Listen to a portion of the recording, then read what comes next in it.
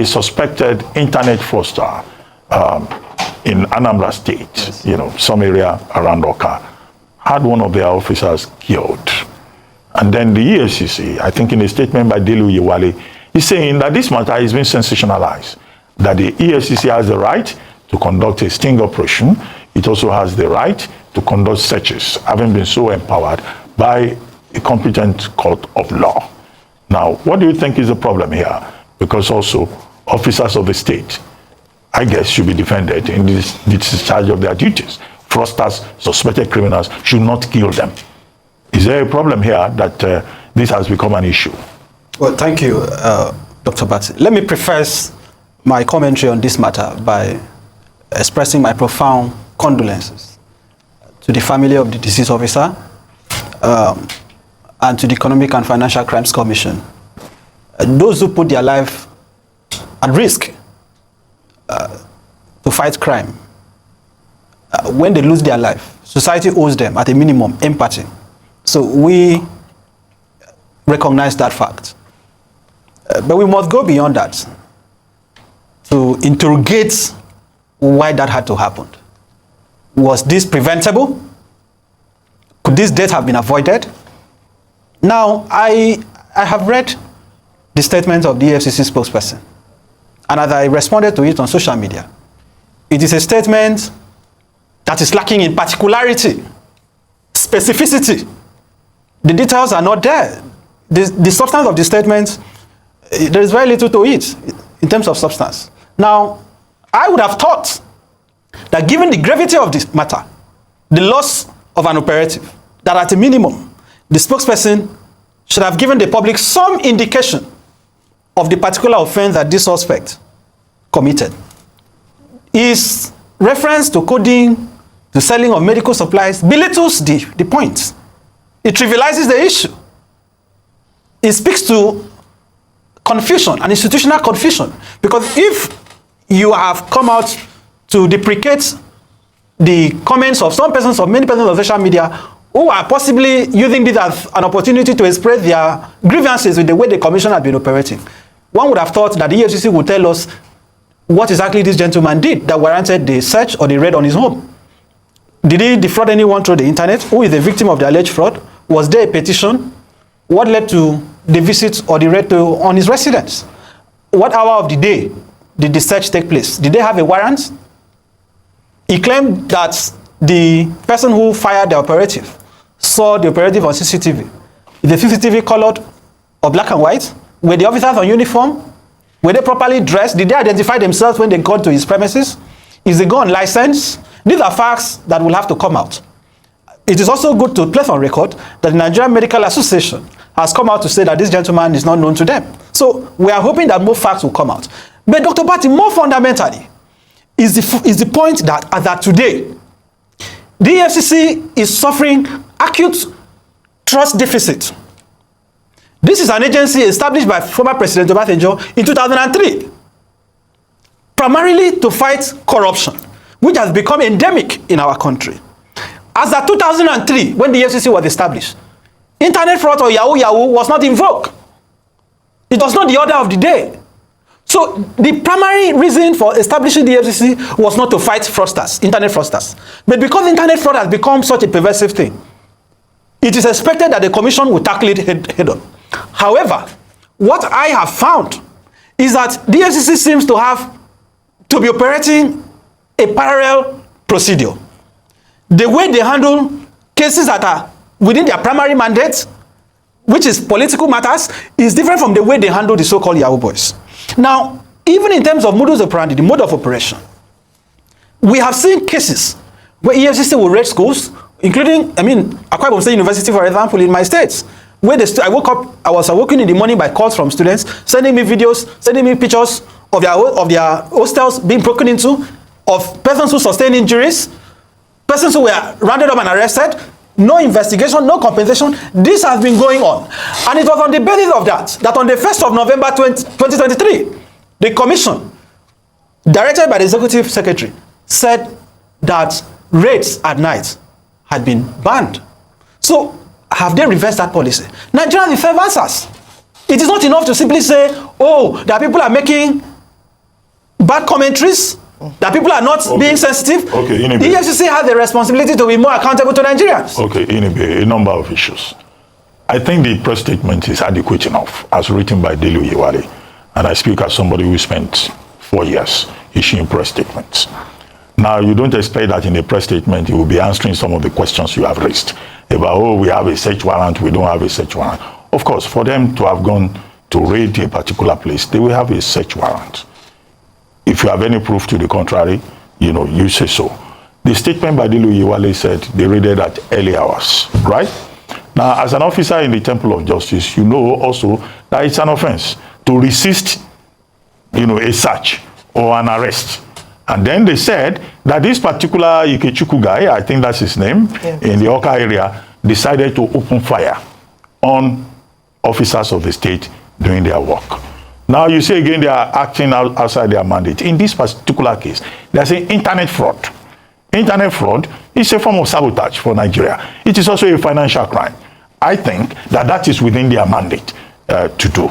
Except you have any other indication that they went there without search warrant. And then as to whether they can come at any time of the day, I think there's a decided case in that regard. That once you have a search warrant, you can even pull down the door to get the suspect. So, it looks like you are just anti-EFCC. No. You are defending the suspect. No, a few clarifications. Speak as an officer in the Temple of Justice. A few clarifications. Yes. I haven't said that they are acting outside their mandate. I thought I heard you saying that. I'm saying that their primary mandate, the purpose for which they were established, as at 2003, when President Obasanjo established the EFCC, it was not to fight internet fraud, because internet fraud in 2003 was not really what it is today. And I also said that the law empowers them to fight internet fraud. No doubt about that. And let me place on record, I would, contrary to what you have said, describe myself as a friend of the commission. And I'm speaking out of burden in my heart. Okay. In fact, I've posted some of them on social media. Pictures, evidence where I have attended program by the commission, where they used to invite us. I was the person who led the campaign to reverse the scary injunction that was granted in Akwa Ibom to stop EFCC from investigating politicians. I have never sought any favor from EFCC. I have granted several interviews defending actions of EFCC. So if I am now speaking against some of the things I have observed, it is because I want a change. Now, regarding this specific case, Dr. Batson, regarding this specific case, it is not, I don't think the press statement is sufficient at the minimum. It is not, I don't think the press statement is sufficient at the minimum. Because in the press statement, they have already stated that they have already found the person guilty. What is the basis? I'm saying the public decides. They say suspected fraud. No, they said they have reached a conclusion that a case has already been established against him. Look at it. How did you reach that conclusion? Now, if you have a search warrant, if you look at Part 18 of AJA, the Ministry of Criminal Justice Act, the procedure for conducting search in Nigeria is clear. Yes, you can conduct search at any hour of the day. It is not a question of law. Okay, they can do that. Don't let's argue. Don't let's argue. Okay, I'm just trying to clarify. It's best Ayo comes in. I'm just trying to clarify. Just to further expand, what you're saying, what they said was preliminary investigations. Yes. Showed that Ikechukwu was involved in coding and online medical supplies of doubtful legitimacy. So they didn't say, and they said they're charging him. Let's read the next paragraph. So he said they also. 2 laptops, then talk about what they recovered. Soap coin in police custody owing to the murderous dimension of his case. Yes. The commission will surely bring him to trial. That's what they said. No, he said his culpability has already been established. He's there. Look at it. Well, I have it in front of me. I can't see it. But let's move on. So I hear you what you said. And previously we have talked about the modus operandi of the EFCC. How I think we've even had an EFCC official or a security expert talk about how they can better conduct themselves in a more professional way. Yes. But what they are saying is that in this case, they conducted themselves in a professional way. In fact, the EFCC has come out with a statement to say that it was a legitimate exercise, that beyond being a Yahoo boy, he's not just a Yahoo boy. Allegedly, he might also have been into ritual killings, kidnapping, and using Yahoo as a front, right? So that's what they are claiming. Yes. But in terms, aside that which they are claiming, how could they have better at least address, approach this? Because they're also saying that he's not, Mr. Ikechukwu saw them on his CCTV camera, but still acted in the way that he acted. I'm just saying this because it's easy to demonize the EFCC and just point fingers, but it's also good to hear that side of the story and hear your balance on that. Ayo, when was this statement released? The statement was released, I believe it was... Between when... It was yesterday. When this tragic incident happened, if you look at the lapse of time, that is even questionable. We must demand change in the EFCC. Why did it take so long to release the statement? The gentleman that they arrested If he is a fraudster, please prosecute him to the full extent of the law. If he fired at the officer wrongly, please prosecute him to the full extent of the law. Something about even him bearing arms. That a lot of the recent trend is that a lot of these Yahoo boys or these people who are involved in criminal activities are now arming themselves. So the danger of making light of this is that even though whatever the court will decide whether he's guilty or not, is that if we legitimize people holding arms and being able to fire against security operatives, that's a recipe for disaster. Yes, don't you agree? Entirely. But I'm saying, could this have been prevented? Okay. Because someone has died. Someone has lost his life.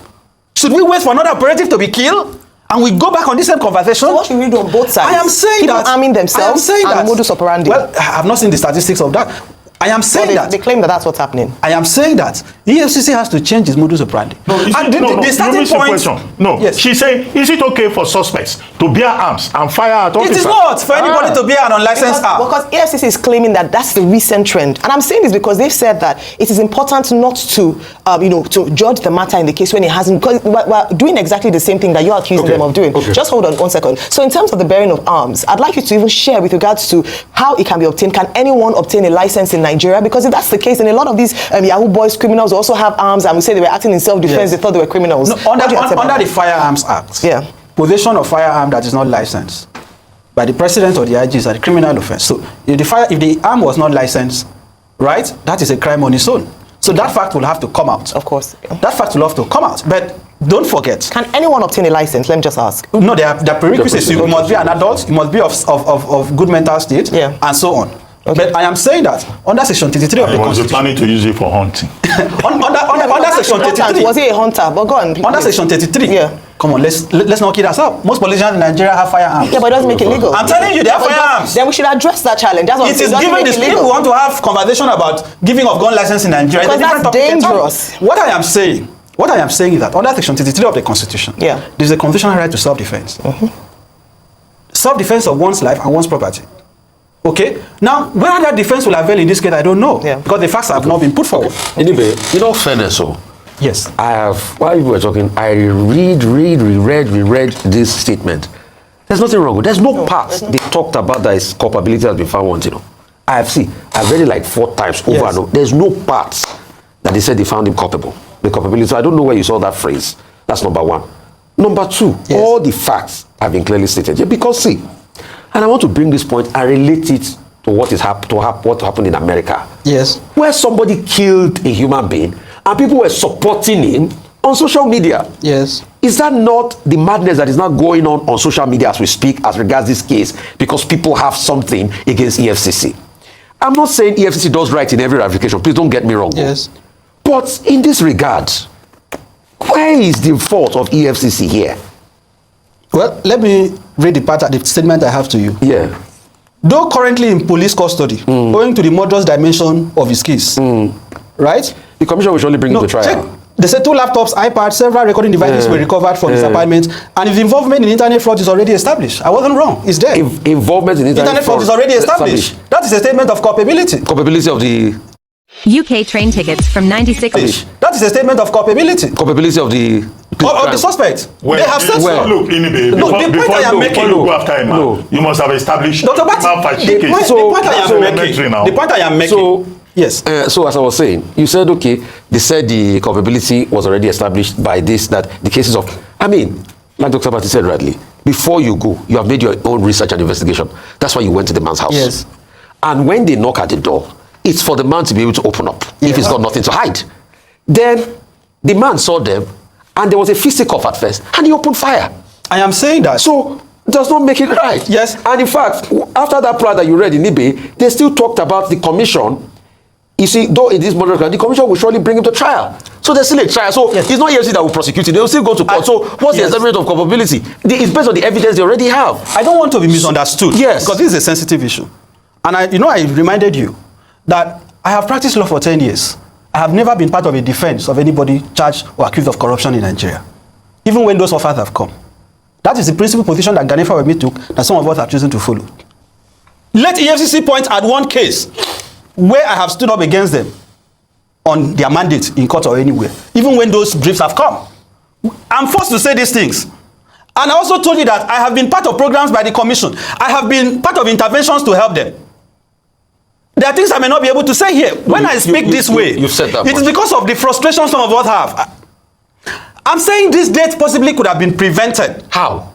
Because apart from this case, we have seen cases where let's focus on this one. How? Okay, they claim stated yes. They went to the man's door and all of that. They got it. If the police say, we are police officers, we are here. A law about it is okay. This is myself. I submit myself. But why did they physical offense you in the first place? Most times they don't knock, Rufai. If they knock in this case, it would have been an exception. That's not the rule. So that's not what I am used to. Have you heard the other man's side to know that he didn't knock in this case? Because this is one part of the story. Well, that would mean that we should take what they are saying with a pinch of salt. So have you heard the other man's side? I'm saying, that's why I'm saying, you know, I started by saying that my issue with the statement is not even the content. I'm saying that the content is not sufficient. Because if we are going to make these conclusions, they should give us more. Because someone has died. Yes. That does not stop prosecution in court. And I'm saying going forward, should EFCC have information that house number 128 on so and so street, that there is an internet fraudster is there, so and they should go there and then ransack everywhere? How about cases where they go to hotels? No, I'm not exonerating. And assault guests. I'm saying that the reason. What should they have done in this case? What they should have done, if you have information, because in fairness to the EFCC, sometimes their problem is that they believe that if they don't use this crude method, they will not be able to recover evidence. Well, okay. In fairness to them. We need to go now. But I'm saying that going forward, there has to be reform. There has to be confidence and trust building. What should they have done in this case? What should they have done? Yes. Even on the basis of the statement, they claim they arrested 37 people. No, what should they have done in this case? How should they have approached this particular case? Obtain a warrant, well, go to the house, approach the person, and allow the person to open the door. If he refuses to, you have the right to break it. Anyway, we need to go. But just in less than 30 seconds, will you agree that the EFCC, since its establishment, has been more or less a force for good in this society? EFCC, because you seem to be concentrating on they go to houses, they go to this and that. You know, EFCC is good. EFCC should not be abolished. That was why I castigated those governors who were ridiculously asking for the EFCC to be, not to exist. However, I'm going to make one final recommendation. Quickly, please. Let the executive secretary, if he's listening to me, let him set up a special task force in his office where Nigerians that have grievances can report directly to, just like we have with the police, rapid response. Only recently he fired some of the officers. He needs to set up a task force where if you have grievances, you can report. As I speak to you today, I'm not aware that any exists. So if you submit a petition and they don't attend to, or you suspect the officials have collected money, which channel do you make a complaint to? Okay, let him set that up today, so that Nigerians will begin to, that confidence building process can start. Okay. I'm sure they are hearing you. I hope he takes that seriously. It was in the basis of that existing feedback process that some officers were turned adrift recently, as the executive secretary himself pointed out. But thank you very much. You listen to that. See, the thing is, it's like some people nobody is justifying the fact that this guy committed an offense. Nobody is saying that he has not committed an offense, or this guy has not done anything wrong, he did the right thing, right? But this death could have been avoided. That is the thing. This death could it have been avoided? Yes, it could have been avoided. Is there a better way to do it? Yes. There are many ways for EFCC. There are many ways they could have done this to avoid the death. Somebody is gone already. That's why everybody is saying this. Now, the thing is, if you have a warrant of arrest to go and arrest somebody, you write a letter, you go there. If you could not arrest the person did not submit himself to the police, there are many ways to declare the person wanted. You declare the person wanted, match your officers, your surveillance, track the person down. Police, EFCC could do that. They have all the trackers to track somebody down. If the person is in Lagos, EFCC is in Onitsha. EFCC knows the location of that person to track the person down. If they truly want to do this, rather than going this way, it's like a jungle justice. Now, another thing is what some people are saying that in other countries, the EFCC goes to somebody's house in the middle of the night, or FBI goes to people's houses in the night. You cannot compare those countries. Even Dubai here, you cannot compare Dubai to Nigeria. You cannot compare the US to Nigeria. No, it's quite different. You must base your operation. You must base your operation on the system you have in your country. You know your country is quite different. No, the country is not safe already. Everybody just try to be at large.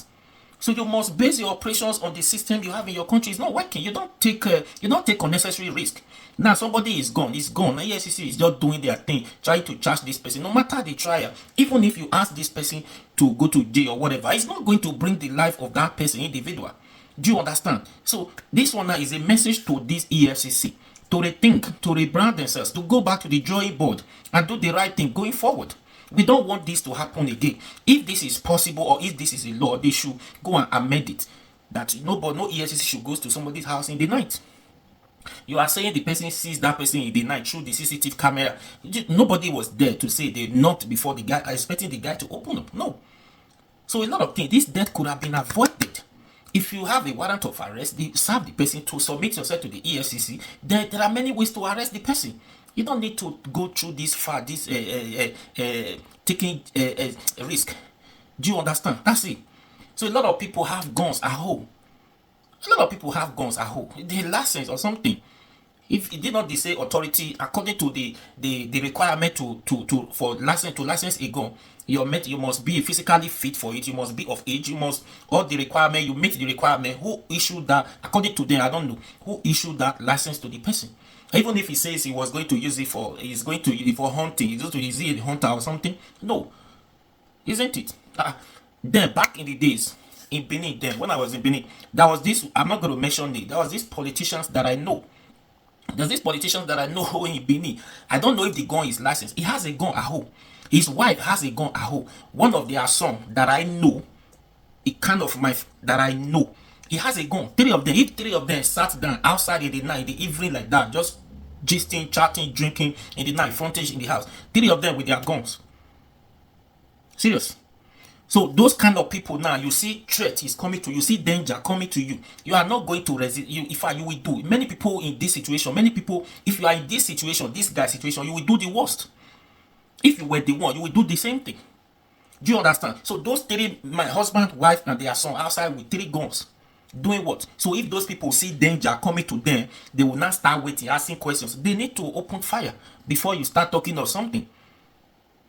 Do you understand? So that's it. Anyways, going forward, this is just a message to EFCC. They need to amend that law that says, or if it is a constitution that says they should go to somebody's house in the middle of the night to arrest somebody. No, there are many ways to do that to avoid it. This death could have been avoided. The person is gone. The life is not coming back again.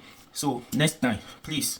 And Yahoo boys is, for me, Yahoo boys are not the problem of this country. You know the problem. You know where the money you try to recover. You know where those money. The primary objectives of the EFCC, the reason of EFCC and the Obasanjo then, there was no Yahoo at that time. Even if there was Yahoo, many people don't even know what is called Yahoo at that time.